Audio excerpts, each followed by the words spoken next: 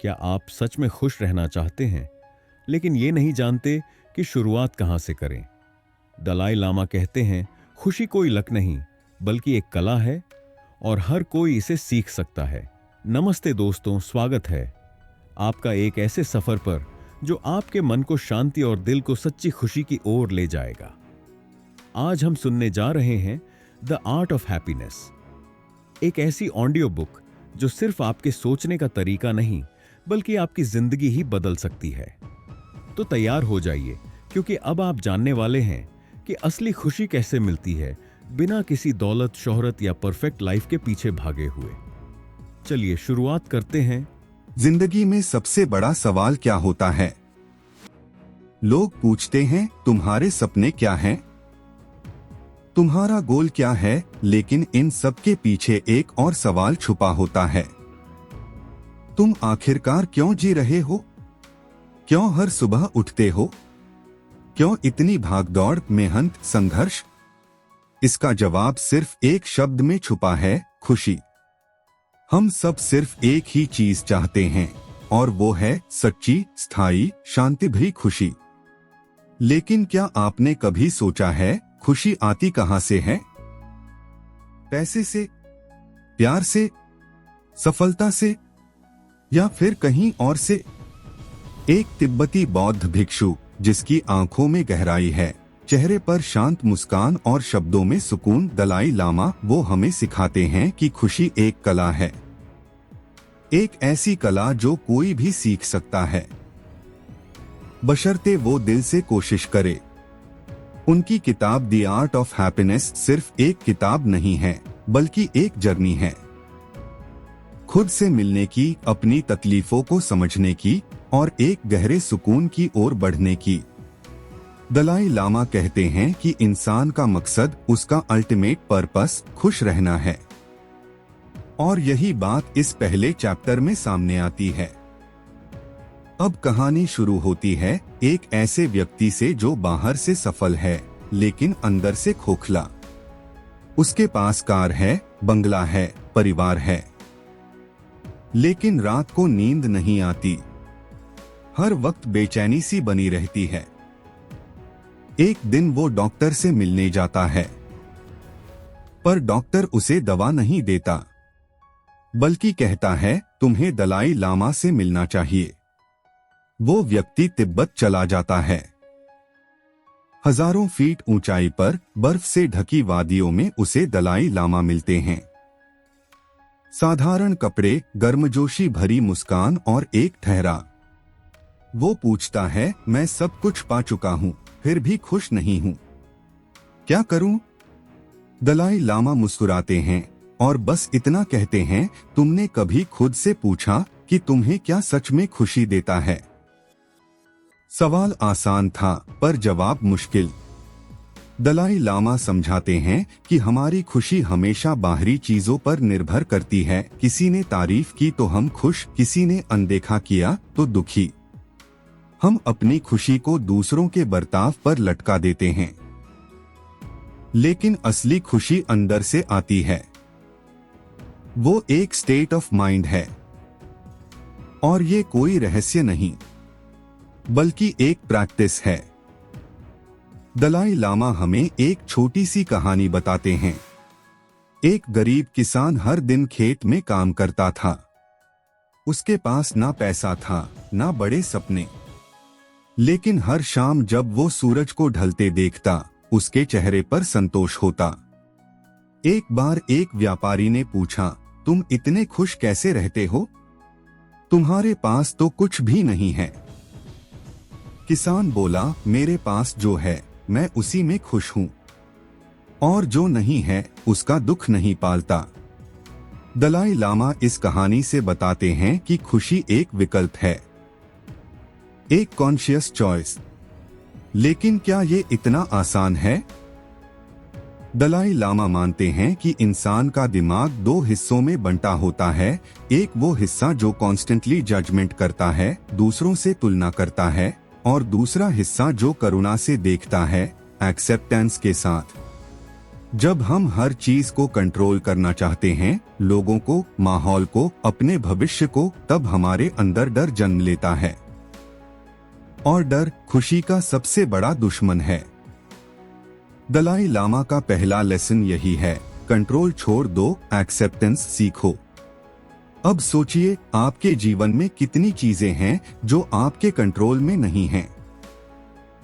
लोग क्या सोचते हैं, आपकी सैलरी कितनी होगी, कौन आपके साथ रहेगा, कौन नहीं। अगर आप इन सभी को पकड़कर बैठे रहेंगे तो आपकी मानसिक शांति कभी नहीं टिकेगी। दलाई लामा कहते हैं, जो हमारे कंट्रोल में है वो है हमारा एटीट्यूड, हमारी सोच और हमारी करुणा। यहाँ पर एक और कहानी आती है। एक लड़का था जो बचपन से ही दूसरों से तुलना करता था। स्कूल में, कॉलेज में, जॉब में हमेशा खुद को दूसरों से कमतर महसूस करता। एक दिन उसे एक बौद्ध ध्यान शिविर में जाने का मौका मिला। वहां पहली बार उसने ध्यान करना सीखा। शुरू में दिमाग बहुत भटका, लेकिन धीरे धीरे उसने देखा कि उसकी तुलना की भावना कम हो रही है। और फिर एक दिन वो बस बैठा था, शांत, और उसकी आंखों से आंसू बहने लगे, खुशी के आंसू। क्यों? क्योंकि पहली बार उसने खुद को एक्सेप्ट किया था। दलाई लामा का मानना है कि हम खुश तब होते हैं जब हम खुद को, अपनी कमजोरियों को, अपनी सीमाओं को प्यार से देखना सीख जाते हैं। खुशी एक इमोशन नहीं, एक अभ्यास है, एक मेंटल डिसिप्लिन। अब यहाँ एक सवाल उठता है, क्या इसका मतलब यह है कि हम कभी दुखी नहीं होंगे? दलाई लामा स्पष्ट करते हैं, दुख जीवन का हिस्सा है, पर सफरिंग वो एक विकल्प है। जब आप किसी नुकसान, असफलता या धोखे से गुजरते हैं तो आप दुखी होना बहुत स्वाभाविक है। लेकिन आप उस दुख को पकड़कर कितनी देर तक बैठते हैं, वो आपकी चॉइस है। दलाई लामा कहते हैं, emotional pain is inevitable but suffering is optional. अब बात करते हैं कुछ एक्शन पॉइंट्स की, जिन्हें हम अपनी जिंदगी में लागू कर सकते हैं। हर सुबह उठते ही 5 मिनट शांत बैठें और खुद से पूछें, आज मैं किस चीज के लिए आभारी हूँ। दिन भर में कम से कम एक बार किसी को बिना स्वार्थ के मदद करें, चाहे वो मुस्कान हो, सलाह हो या वक्त। जब भी कंपेयरिंग थॉट्स आएं, वो मुझसे ज्यादा सफल है, मैं उतना अच्छा नहीं दिखता, तो तुरंत खुद से कहें, मैं जैसा हूँ ठीक हूँ और मैं सीख रहा हूँ। एक जर्नल रखें जिसमें हर रात 3 चीजें लिखें जो आपको खुशी देती हैं, छोटी चीजें जैसे माँ की मुस्कान, बच्चे की हंसी या छत पर बैठकर चाय पीना। हफ्ते में एक दिन खुद को डिजिटल डिटॉक्स दें, ना सोशल मीडिया, ना कंपैरिजन, बस आप और आपकी दुनिया। इन छोटे छोटे कदमों से एक बहुत बड़ा बदलाव आता है। दलाई लामा की टीचिंग्स सिर्फ धार्मिक नहीं हैं, वो साइकोलॉजिकल भी हैं, प्रैक्टिकल भी। वो हमें बार बार एक ही बात सिखाते हैं, हमें बाहरी परिस्थितियों को नहीं बदलना है, हमें अपना नजरिया बदलना है। और जब हमारा नजरिया बदलता है तो हमारी दुनिया बदल जाती है। अब जब हम ये पहला अध्याय पूरा करते हैं तो एक सवाल हमारे दिल में आता है, अगर खुशी हमारे अंदर है तो फिर हम दूसरों से इतनी अपेक्षाएं क्यों रखते हैं? यही सवाल हमें ले जाएगा अगले अध्याय की ओर, जहां दलाई लामा बात करते हैं दूसरों से जुड़ाव और करुणा से मिलने वाली गहराई वाली खुशी की। जब इंसान खुद की तलाश में निकलता है तो अक्सर वो अकेलेपन से गुजरता है। भीतर की आवाज सुनने की कोशिश में वो दुनियादारी से दूर होता जाता है। पर दलाई लामा कहते हैं, खुद को समझना तब ही संभव है जब तुम दूसरों को भी समझो, क्योंकि सच्ची खुशी सिर्फ आत्मज्ञान में नहीं बल्कि परस्पर जुड़ाव में छिपी है।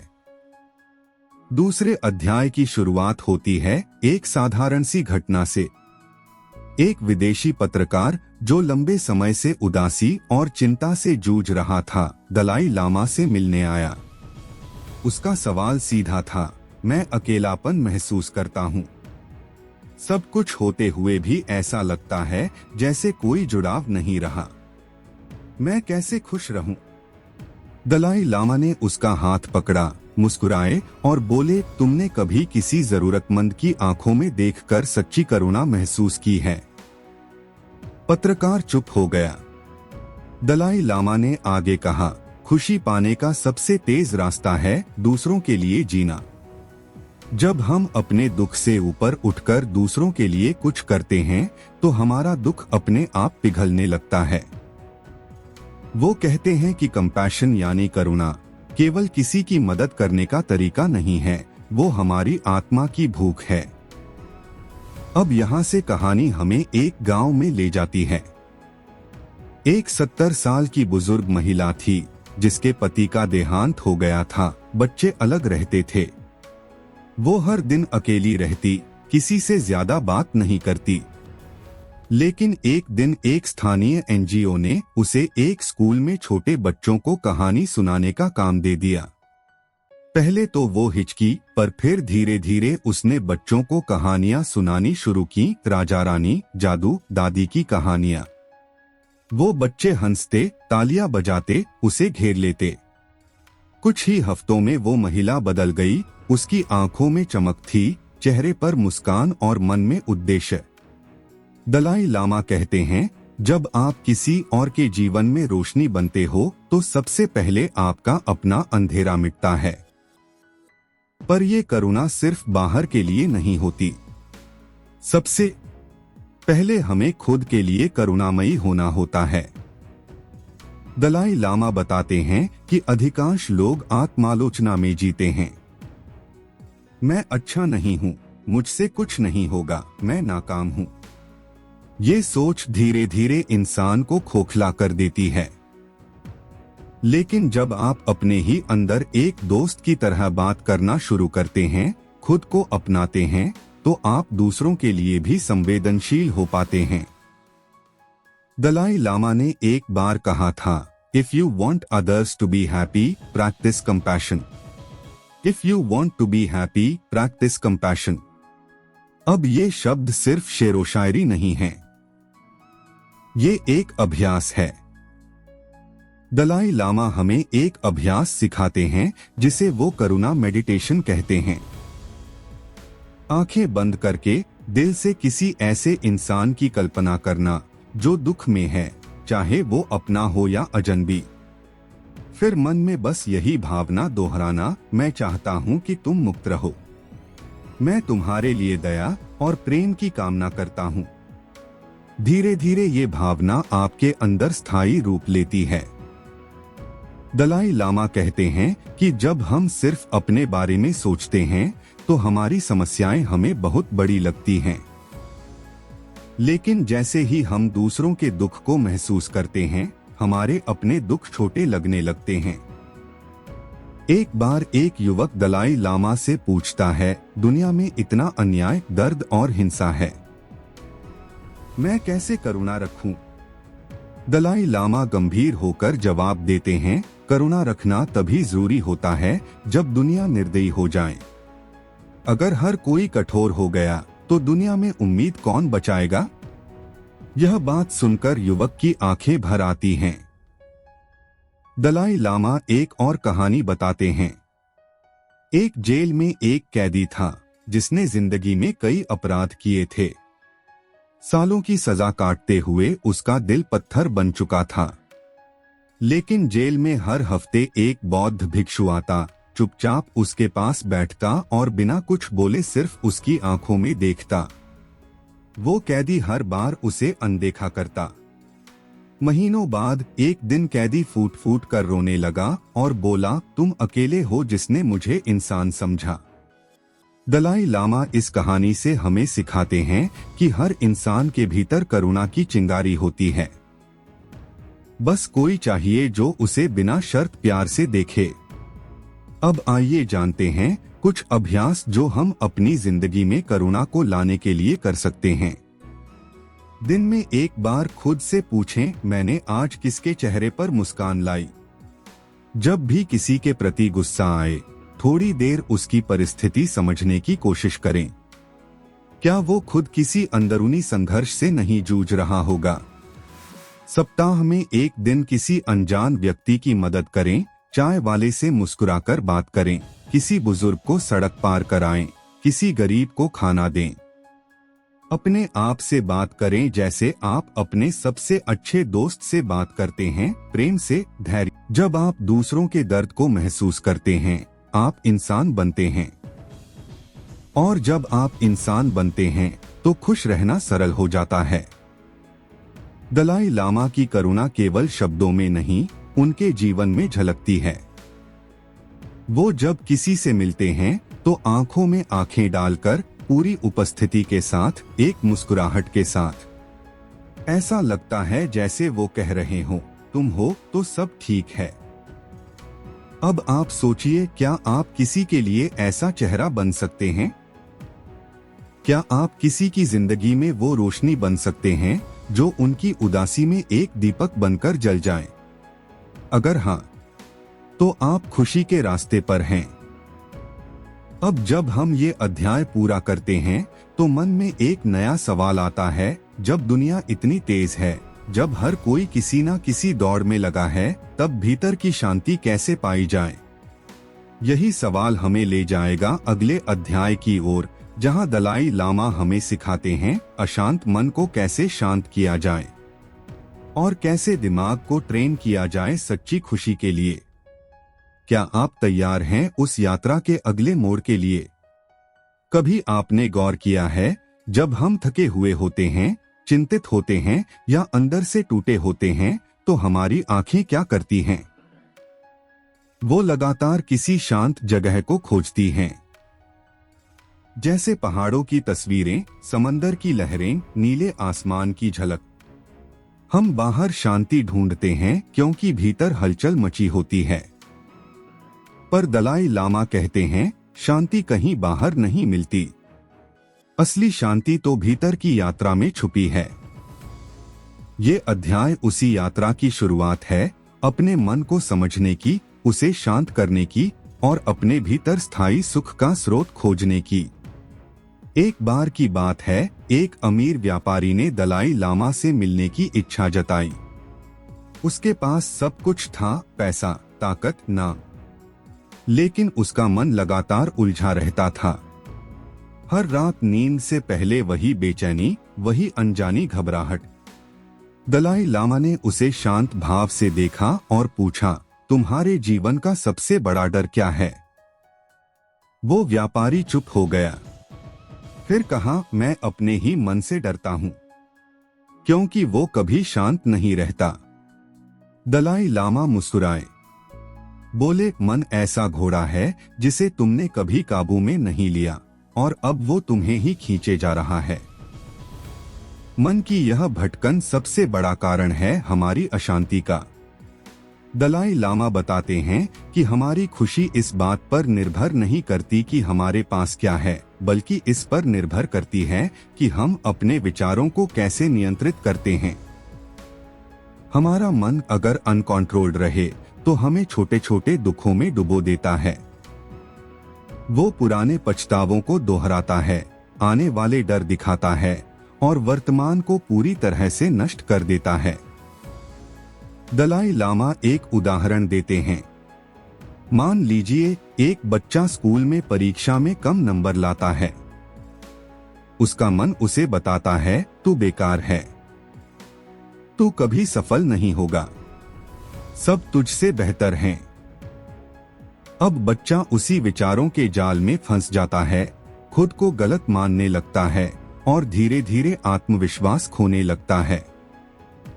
लेकिन अगर वही बच्चा समझे कि यह सिर्फ मन की एक अस्थायी धारा है जिसे देखा जा सकता है पर पकड़ा नहीं जाना चाहिए, तो वह खुद को उस दर्द से बाहर निकाल सकता है। दलाई लामा कहते हैं कि मन को शांत करने का एक ही उपाय है, उसे देखना शुरू करना, बिना जजमेंट के, बिना प्रतिक्रिया के। यही होता है अवधान या माइंडफुलनेस। अब चलिए एक कहानी की ओर चलते हैं। एक युवा लड़की थी जो अपने करियर को लेकर बहुत चिंतित रहती थी। वो हर दिन सोचती रहती, क्या मैं पीछे रह जाऊंगी? क्या मुझसे बेहतर लोग आगे निकल जाएंगे? क्या मैं सही रास्ते पर हूं? इन विचारों से परेशान होकर वो ध्यान साधना सीखने गई।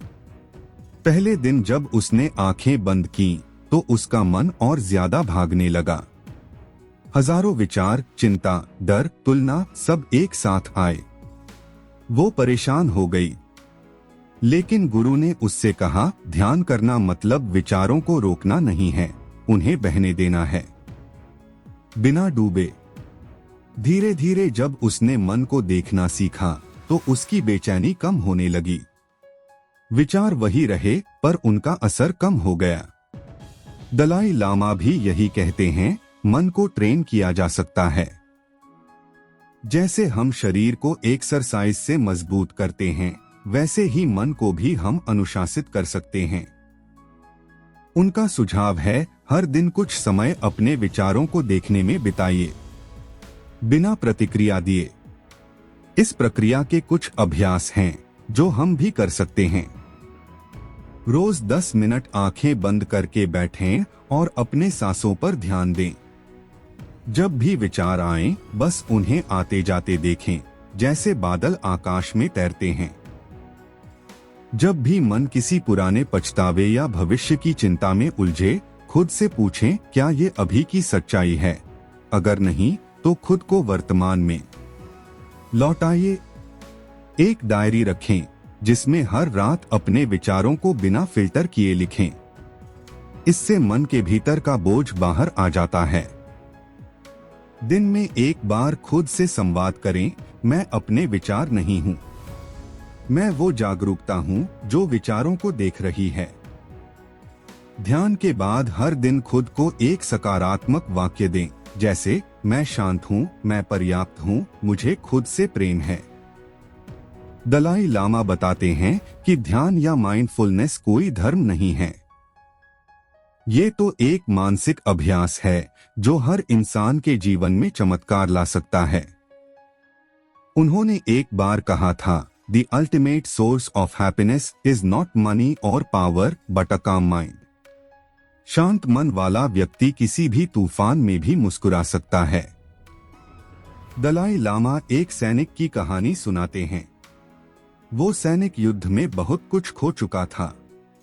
उसके साथियों की मृत्यु हो गई थी, लेकिन वो जीवित बचा। वापस आकर PTSD यानी मानसिक आघात से पीड़ित रहा। फिर एक दिन उसने ध्यान का अभ्यास शुरू किया।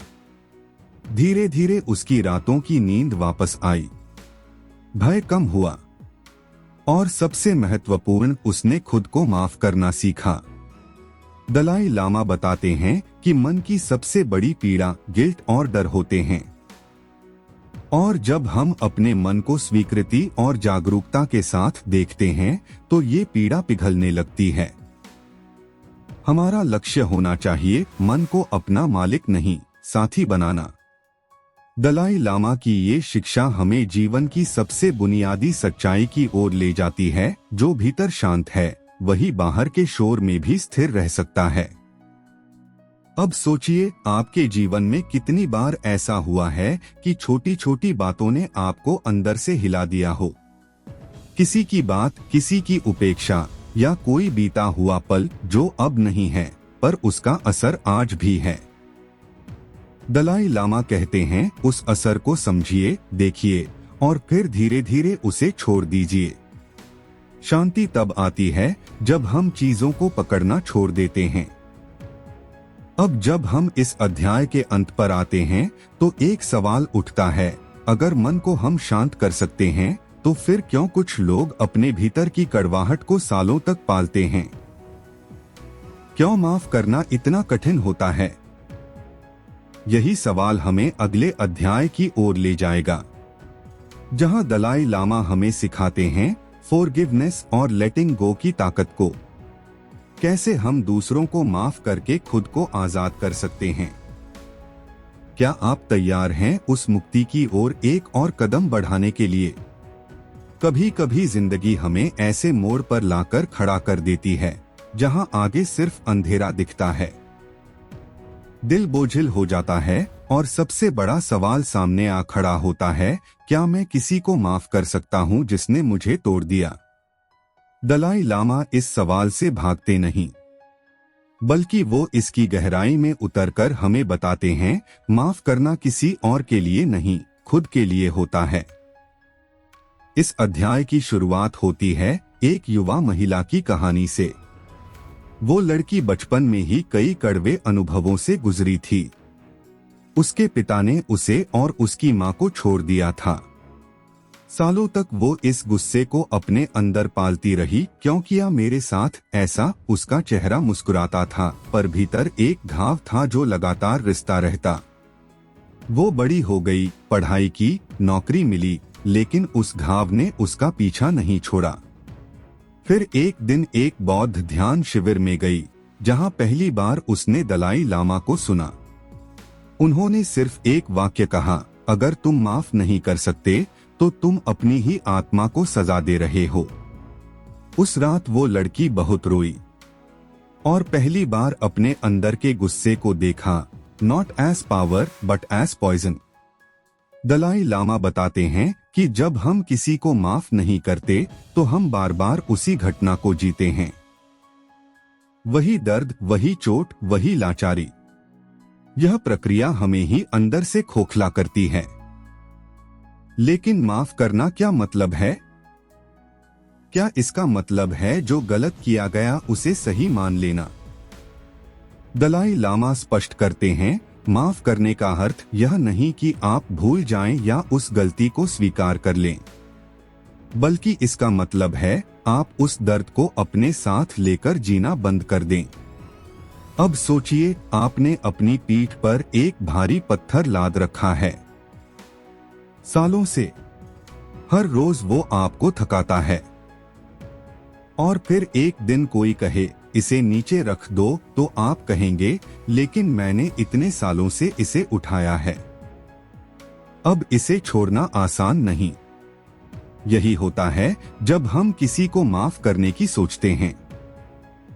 मन कहता है, नहीं, मैंने जो झेला वो तो उसने किया था, फिर मैं क्यों माफ करूं? दलाई लामा कहते हैं, आप माफ इसलिए करते हैं क्योंकि आपका मन आजादी चाहता है। वो हमें एक साधु की कहानी सुनाते हैं। एक साधु वर्षों तक जंगल में तपस्या करता रहा, लेकिन एक दिन गांव लौटने पर उसने पाया कि उसके छोटे भाई ने उसकी जमीन पर कब्जा कर लिया है। लोग उसे उकसाते रहे, तुम बदला क्यों नहीं लेते?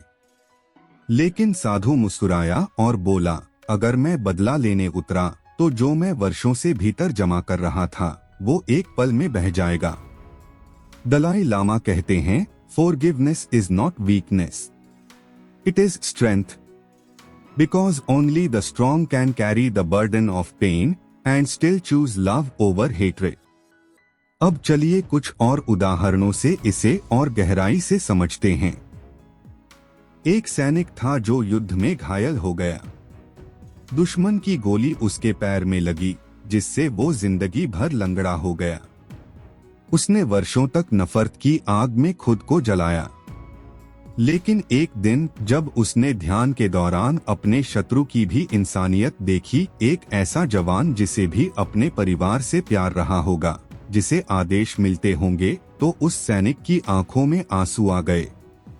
उसने कहा, मैं अब और नफरत नहीं करना चाहता, क्योंकि नफरत सिर्फ जंग जीतती है, इंसान नहीं। दलाई लामा कहते हैं कि जब हम किसी को माफ करते हैं तो वो व्यक्ति बदल जाए या न बदले, पर हम जरूर बदल जाते हैं। हम एक और ऊंचाई पर पहुंच जाते हैं जहां गम भारी नहीं लगता और दिल हल्का हो जाता है। अब सवाल आता है, कैसे करें माफ? दलाई लामा इसके लिए एक अभ्यास बताते हैं। बैठ जाइए, आंखें बंद कर लीजिए, उस इंसान की कल्पना कीजिए जिसने आपको दुख पहुंचाया। पहले तो आपका मन उस पर गुस्सा करेगा, लेकिन धीरे धीरे अपने मन से कहिए, मुझे तुम्हारे कारण दुख हुआ, लेकिन मैं अब और इस दुख को पालना नहीं चाहता। मैं तुम्हें जाने दे रहा हूं। हर दिन ऐसा अभ्यास करें। धीरे धीरे दिल के भीतर की गांठ खुलने लगेगी। दलाई लामा कहते हैं कि फॉरगिवनेस एक प्रोसेस है, एक जर्नी है। एक दिन में नहीं होता, लेकिन हर दिन आप उस बोझ को थोड़ा थोड़ा हल्का कर सकते हैं। अब हम कुछ एक्शनेबल स्टेप्स की ओर आते हैं, जिन्हें आप अपने जीवन में आज से ही लागू कर सकते हैं। एक सूची बनाइए उन लोगों की जिन्होंने आपको ठेस पहुंचाई है। फिर एक एक करके उनके लिए केवल यह भावना लिखिए, मैं तुम्हें जाने देने की प्रक्रिया में हूं। जब भी किसी की याद आपको गुस्से या दुख में ले जाए, खुद से कहिए, ये बीते समय की घटना है। इसका असर मेरे आज पर नहीं होना चाहिए। खुद को भी माफ करना सीखिए। हम अपनी सबसे बड़ी सजा खुद को देते हैं, गलत फैसलों के लिए, अपनी कमजोरी के लिए। हर बार खुद को समझाइए, मैंने उस वक्त जो समझ में आया वही किया। अब मैं बेहतर जानता हूं। जब किसी के लिए नफरत आए तो थोड़ी देर उसके जीवन की कल्पना कीजिए, शायद उसने खुद भी जीवन में पीड़ा देखी है। जब आप कारण समझते हैं तो क्रोध कम हो जाता है। माफी को कमजोर लोगों का विकल्प मत मानिए। यह तो उन लोगों का शस्त्र है जिन्होंने अपने मन को जीता है। दलाई लामा हमें याद दिलाते हैं, हम जो अपने भीतर रखते हैं वही हम दूसरों को देते हैं।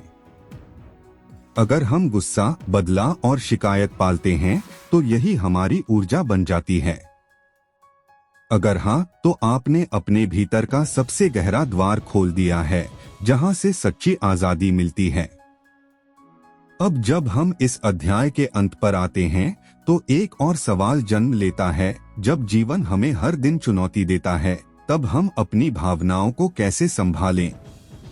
कैसे एक संतुलित जीवन जिए जिसमें खुशी भी हो, गहराई भी?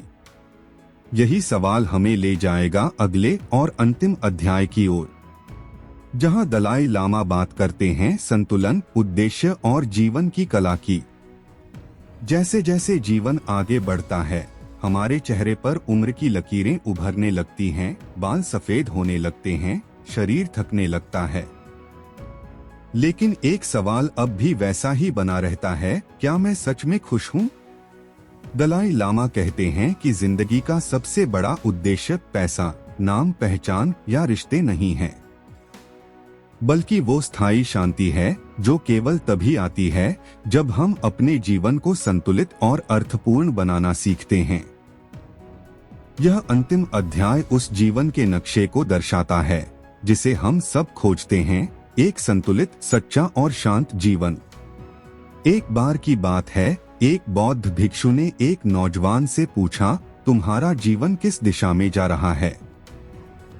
लड़का बोला, मैं अभी काम कर रहा हूँ, पैसे कमा रहा हूँ, फिर शादी करूंगा, फिर अपना घर बनाऊंगा, और फिर जब समय मिलेगा तो खुश रहूंगा।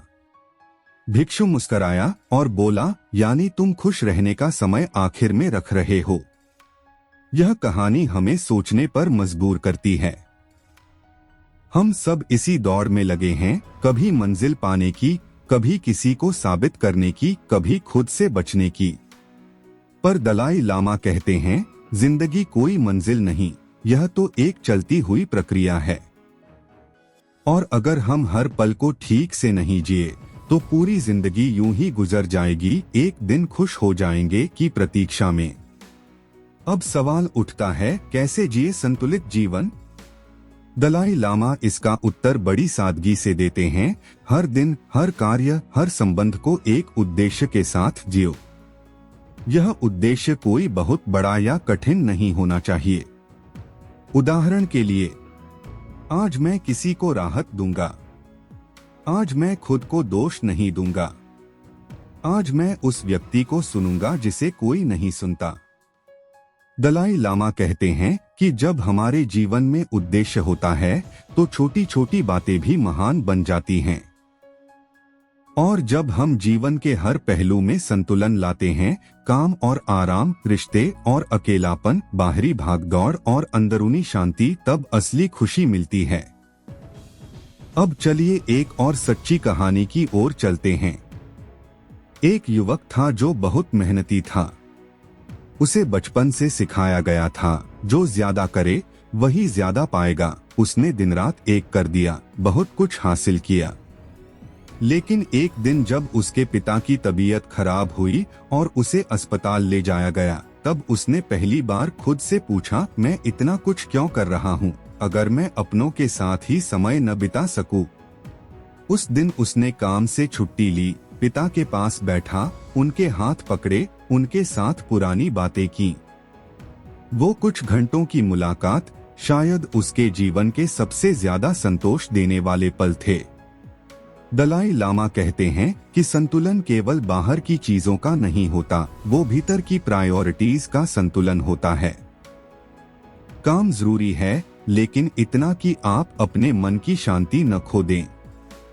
रिश्ते जरूरी हैं, लेकिन इतने नहीं कि आप खुद को ही खो दें।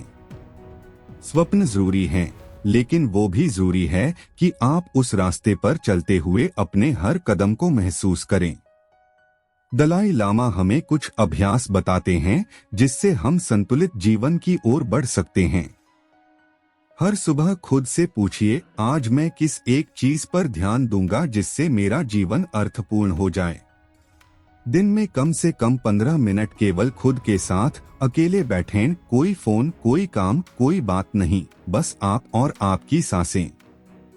हर हफ्ते कम से कम एक बार किसी प्रियजन को समय दें, बिना किसी वजह के, बस इस एहसास के साथ कि मैं तुम्हें महत्व देता हूँ। जो बातें आपको मानसिक रूप से थका रही हैं, उनकी एक लिस्ट बनाइए। फिर सोचिए, क्या ये वाकई जरूरी हैं? क्या आप उन्हें कम कर सकते हैं? अपनी क्षमताओं को पहचानिए, लेकिन अपनी सीमाओं को भी स्वीकार कीजिए। दलाई लामा कहते हैं, जो इंसान अपनी सीमाओं को जानता है, वही सबसे ज्यादा आजाद होता है। अब बात आती है उस सबसे गहरे प्रश्न की, क्या मेरा जीवन मूल्यवान है? दलाई लामा का उत्तर है, अगर आप किसी के जीवन में एक छोटा सा फर्क भी लाते हैं, तो आपका जीवन मूल्यवान है। यह फर्क किसी को सुनने से हो सकता है, किसी को प्रेरित करने से, किसी को माफ करने से, या बस किसी को यह एहसास दिलाने से तुम अकेले नहीं हो। जब हम जीवन को केवल अपने लिए नहीं, बल्कि दूसरों की भलाई के लिए जीते हैं, तब हमारे भीतर स्थायी खुशी जन्म लेती है। दलाई लामा कहते हैं कि एक संतुलित जीवन का सबसे बड़ा लक्षण होता है एक गहरा सुकून, जो ना बाहरी चीजों से आता है, ना परिस्थितियों से। वो आता है अपने अस्तित्व की स्वीकृति से। अब सोचिए, क्या आपने खुद को पूरी तरह स्वीकार किया है? क्या आप अपने असफल प्रयासों, अपने गलत फैसलों, अपने अधूरे सपनों के साथ भी खुद से प्रेम कर सकते हैं? अगर हाँ, तो आप उस अवस्था के करीब हैं जिसे Dalai Lama art of happiness कहते हैं। अब जब हम इस अध्याय और पूरी किताब के अंत पर आते हैं, तो दिल में एक गहरा भाव जागता है। हमने जाना कि खुशी कोई पल भर की भावना नहीं, बल्कि यह एक अभ्यास है, सोचने का तरीका, जीने की कला। हमने सीखा कि करुणा, क्षमा, ध्यान और उद्देश्य के साथ जिया गया जीवन ही वह जीवन है जो हमें सच्चे अर्थ में पूर्ण बनाता है। अब इस सफर का एक अंतिम सवाल, क्या आप आज से जीना शुरू करेंगे? ऐसा जीना जिसमें हर सुबह आप खुद से कहें, आज मैं खुश रहना चुनता हूँ। चाहे परिस्थितियां कैसी भी हों, मैं अपनी सोच, अपने प्रेम और अपने कर्म से एक बेहतर दुनिया गढ़ूंगा। और अब इसी सोच के साथ, अगर आपको इस वीडियो ने कोई भी भावना दी है, शांति, प्रेरणा या खुद से मिलने की दिशा दिखाई है, तो इसे जरूर दूसरों के साथ साझा कीजिए। नीचे कमेंट में लिखिए, मेरे लिए खुशी क्या है। और अगर आप चाहते हैं कि हर हफ्ते आपको ऐसे ही गहराई से जुड़े हुए विषयों पर वीडियो मिलते रहें, तो इस चैनल को जरूर सब्सक्राइब कीजिए।